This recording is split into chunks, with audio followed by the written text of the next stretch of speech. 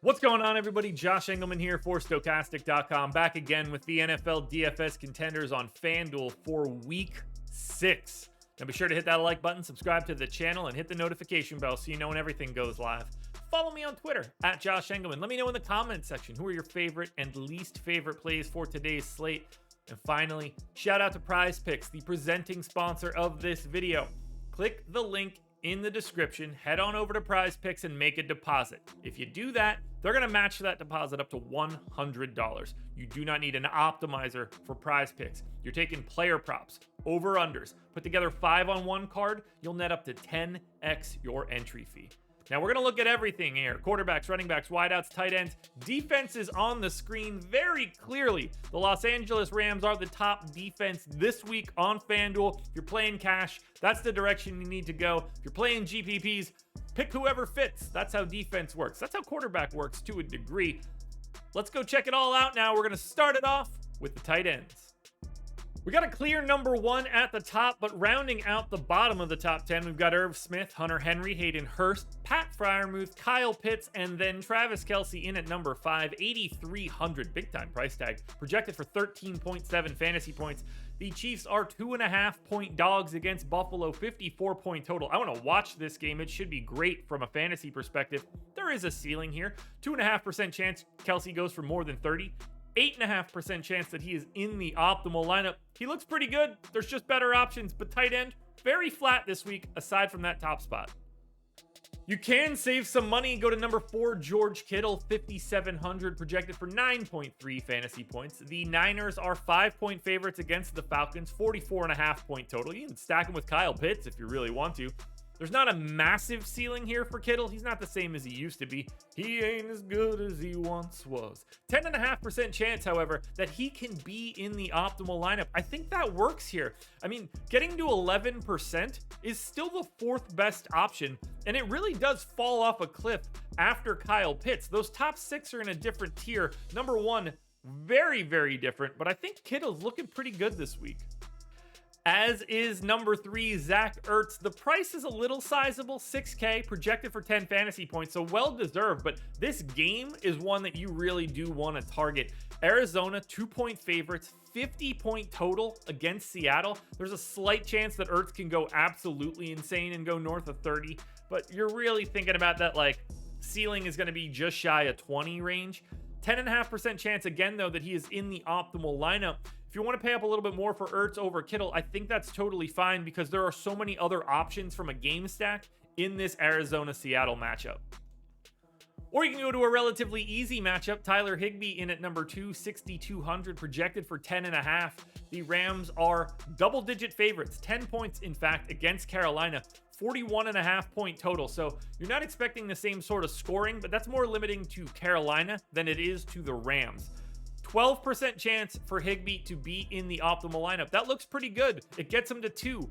No one was close to number 1.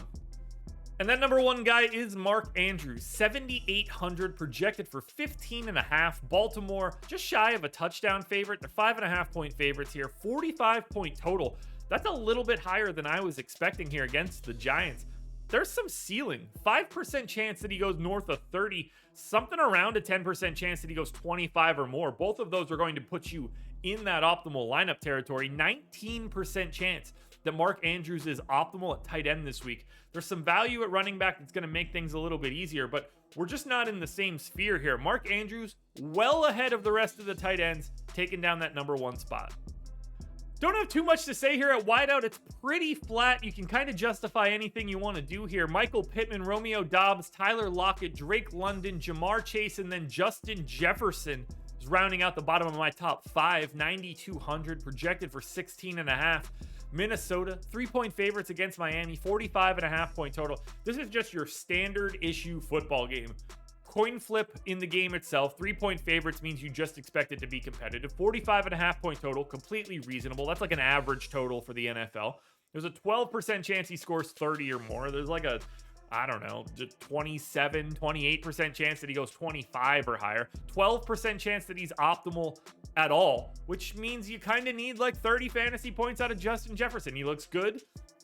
At number 5 is pretty solid as far as I'm concerned. I mean, there's not too many guys that are better than him, but 9,200 is a massive price tag on FanDuel for a half-point PPR. You need those touchdowns. I certainly wouldn't be surprised to see Justin Jefferson get more than one. Back to that Seattle-Arizona game here at number 4 for DK Metcalf, 7,400, projected a little bit shy of 14 fantasy points. This game is just so awesome to target with a 50-point total. Not the same ceiling as Jefferson, but there is a ceiling here. 6.5% chance to go north of 30. We're looking more at like a 12-13% chance that he can go 25 or higher, and that's the same as his sim odds. So that's what you need because of that savings in price. 7,400, a little bit better than Jefferson's price. 13% chance to be in the optimal, though. These guys look almost identical relative to salary. This game, however, looks so appealing to hit, and we're going to talk about even more of that on the running back side. Speaking of really good games to try to attack, Stefon Diggs in at number 3, 8,900, projected for a little over 17 fantasy points. Bills Chiefs, 54-point total. There's going to be so many fantasy points scored in this one. Getting it right is paramount. 12% chance to go for more than 30, 13% chance to be in the optimal, which means we know exactly what we need out of Stefon Diggs. 30 points will basically lock him into an optimal. 25 or higher, and you are sitting pretty. You need to justify an $8,900 price tag, but there aren't too many wide receivers in the league that you feel more comfortable about hitting that ceiling than Diggs. In at number 2, we're going DEEBO Samuel, 7,600, projected for 15.3 fantasy points. The Niners, 5-point favorites against Atlanta, 44.5-point total. Obviously, you can pair him up with George Kittle. You've got Kyle Pitts on the opposite side if you need a bring back. 10% chance for Samuel to go for north of 30, 16% chance to be in the optimal. So we're talking about going 25 or more. Samuel looks great. You don't have to go to that crazy upper echelon of salary. And you see that little bit of a divide in the optimal odds from 13% to 16%. He's a couple $100 underpriced, slots him into the number 2 spot pretty easily. And finally, we close it out at number 1, tied with Samuel. Big time pay up option. It's Cooper Kupp, 9,400, projected for 19 fantasy points. Again, the Rams are massive favorites. We talked about HIGBEE a little bit earlier. The total's low, but it's not low for the Rams. 17% chance for Kupp to go for more than 30, 16% chance he's optimal. That means you need 30 points out of Cooper Kupp. You need at least 1 touchdown. You probably need 2. But there's not a wide receiver on the planet that's more likely to give you 2 touchdowns than Cooper Kupp. He's the best in the game. I'm comfortable saying it. But even still, because of salary, he's still only 16% to be in an optimal. It's very tough sledding to get Cooper Kupp there, but he's more likely than anybody else to do it. Running back are pretty interesting this week because we've got a ton of value at the top, but we're going to round out the bottom of the top 10 with Devin Singletary, Aaron Jones, Saquon Barkley, Leonard Fournette, Joe Mixon, and then A.J. Dillon in at the number 5 spot. 5,900, projected for 12 fantasy points. Packers, 7-point favorites against the Jets, 45-point total. This feels like a pretty good spot for Dillon or Aaron Jones. I never really have a great feel about which one I should take, but they're both in such a good spot that they can both get to the top 10. Maybe not together. 1.5% chance to go for more than 30. He's just a little bit more cost effective. 12% chance to be in the optimal. That looks great. And so does Aaron Jones. But when we get to the top 3, we're just in a very different tier for availability and price. We take a slight step up in tier to 8K Jonathan Taylor at number 4, projected for 16.5 fantasy points. The Colts are 2-point favorites against the Jags, 42-point total. This just feels like a spot where Jonathan Taylor is going to get a ton of work. 7.5% chance to go for more than 30, 15% chance to be in the optimal, which means you're looking for 25 plus out of Taylor. I think that's pretty reasonable for this week. I don't think the 8K price tag is all that crazy. Obviously, FanDuel leans a little bit more running heavy because you only get that half-point PPR when that's not all that is important for Jonathan Taylor. This feels like a spot where Taylor can hang a big-time number. I like the game script. I would have liked a slightly higher total, but I'll take what I can get. Next up, number 3, Kenneth Walker in here, 6,500, projected for 14 fantasy points. Seattle, 2-point dogs, 50-point total. I love getting to this game in every single combination I can find. 5% chance to go for more than 30. You don't need anything even close to that at 6,500. 18% chance that he's in the optimal lineup. You don't even need 25. Like, obviously 25 plus is great. He's more likely to be in the optimal as long as he crosses 20, because 6,500 just makes everything work. There's going to be a ton of fantasy points coming in from this game. Pay attention to the ownership here and for the rest of these guys at running back. But what I'm seeing right now, a pretty clear, obvious play with Kenneth Walker. You got to pay up a little bit more here, but just looks fantastic this week. RHAMONDRE Stevenson in at number 2, 7,500, projected for 17 fantasy points. Pats, 2.5-point dogs against Cleveland, 43.5-point total. This one should just be competitive. You expect him to get the work throughout the entire game. 9% chance to go for more than 30, so I do like that ceiling. 21% chance to be in the optimal means you could probably get there with 25 plus. He's in for a really big game. 21% optimal odds. So we took a pretty clear step up from Dillon to Taylor. We took another clear step up from Taylor to Walker, and now we're doing it again up to Stevenson. Stevenson's tied at the top for that number 1 spot. He is slotted in here at number 2, but for right now, I think he's fantastic. Very clearly a top 3 running back heading into the weekend. But I like the idea of going to Eno Benjamin at number 1 just a little bit more because he's slightly more cost effective. 6,300 projected for 14.5. I've talked about Arizona, Seattle, and this is just another option for you. 4.5% chance to go for more than 30. You don't even need to be in sniffing distance of that. 20 plus is going to make you a very happy camper if you're rostering Benjamin. There is some ownership coming in. Just be aware of everything that you're doing in the rest of your lineup, but that's no reason to get away from good plays. And Eno Benjamin might just be the best play you can get at running back. Now, before we get to that number 1 contender at quarterback, please hit that like button, subscribe to the channel, hit the notification bell so you know when everything goes live. Follow me on Twitter at Josh Engleman. Let me know in the comments who are your favorite plays, and then please go check out Prize Picks. Link is in the description.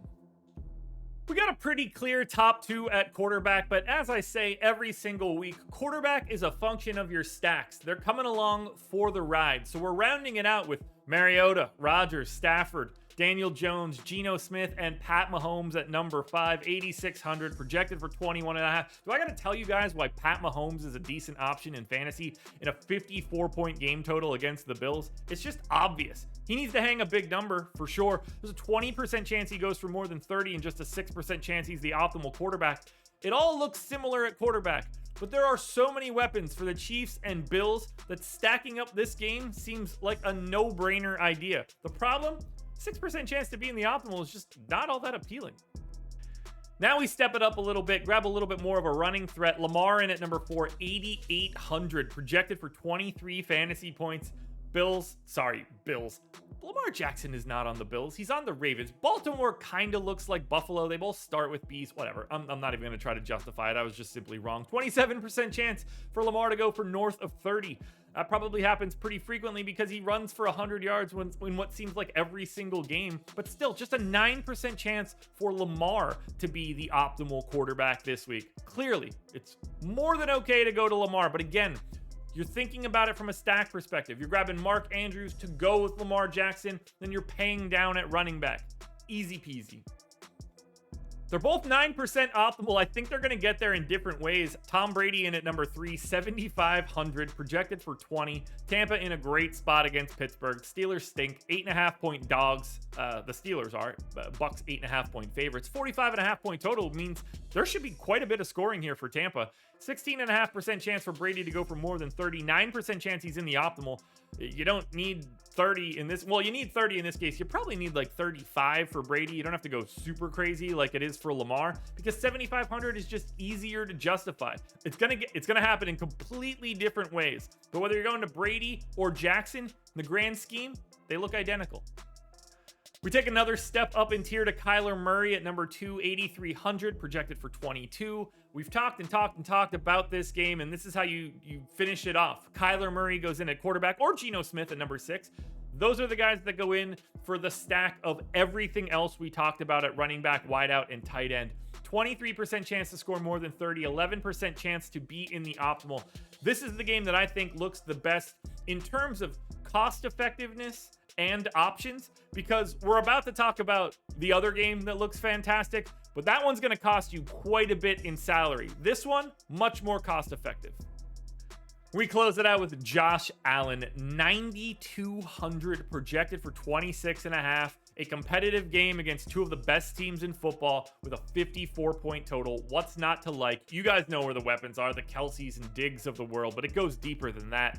38% likelihood that Josh Allen scores more than 30 fantasy points. Still, just a 13% chance to be the optimal quarterback because, you know, every once in a while you get a guy that scores 35 and he's $3,000 cheaper than Josh Allen. But still, there is no ceiling bigger than Josh Allen for this week. There are plenty of weapons to go along with him and bringbacks on the opposite side, and plenty of spots to pay down to make it easier. Josh Allen is your #1 quarterback this week. Alrighty, folks, that will do it. Those are my NFL DFS contenders on FanDuel for Week 6. DraftKings version of this video is around here somewhere, so check it out. Good luck on Sunday. Win some money. I'm back again Sunday morning for another edition of the Contenders.